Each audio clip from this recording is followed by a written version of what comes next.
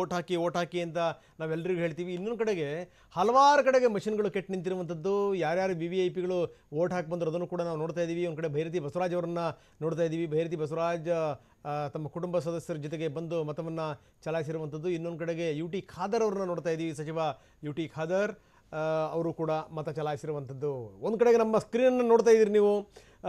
ಎಡಭಾಗದಲ್ಲಿ ಕಣದಲ್ಲಿರುವಂಥ ಪ್ರಮುಖರು ಯಾರ್ಯಾರು ಅದೆಲ್ಲ ವಿವರಗಳನ್ನು ಕೊಡ್ತಾ ಇದ್ದೀವಿ. ಇನ್ನು ಕೆಳಗಡೆಗೆ ಲೋಕಸಭಾ ಕ್ಷೇತ್ರದ ವಿವರಗಳು ಏನೇನಿದೆ ಅದನ್ನು ಕೊಡ್ತಾ ಇದ್ದೀವಿ. ಸೊ ಈ ಎಲ್ಲ ವಿವರಗಳನ್ನು ಕೂಡ ನಾವು ಕೊಡುವಂಥ ಒಂದು ಪ್ರಯತ್ನವನ್ನು ಮಾಡ್ತಾ ಇದ್ದೀವಿ. ಇನ್ನು ತಮಿಳುನಾಡಿನಲ್ಲಿ ಪಳನಿಸ್ವಾಮಿ ಕೂಡ ಈಗ ಮತವನ್ನು ಚಲಾಯಿಸಿರುವಂಥದ್ದು.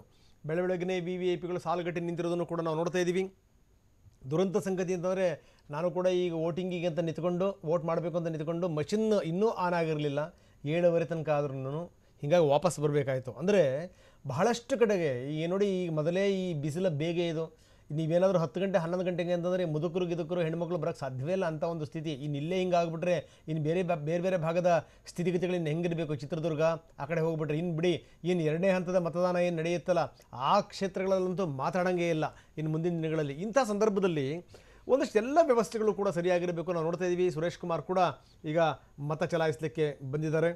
ರಾಜಾಜಿನಗರದ ಶಾಸಕರು, ಮಾಜಿ ಸಚಿವರು.